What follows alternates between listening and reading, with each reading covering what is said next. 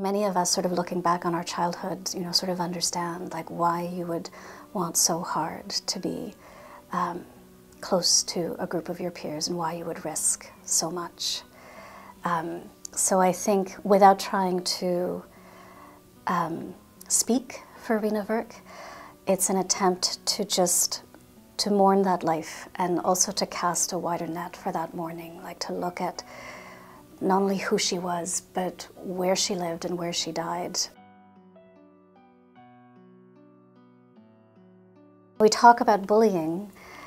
but another term for it is just to say social aggression or violence, and just to look at how many young people actually do experience that, and how many people experience that on a basis of just racialization or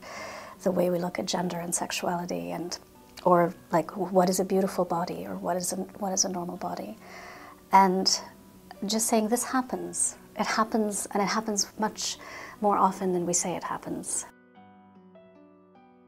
There's this process of reflection which I think itself becomes the writing, you know, where you're watching yourself being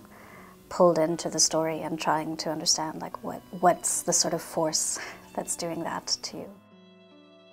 There were so many things about this case that, again, like because there wasn't necessarily explicit physical evidence linking the victim to her assailants, and what you were holding on to were like traces of salt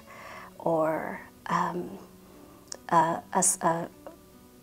splotch of mud on jeans, and that poetry allowed for the attention on those incredibly small details to be very concentrated, and for it to be as equal in terms of gravity, in terms of anything else that was happening.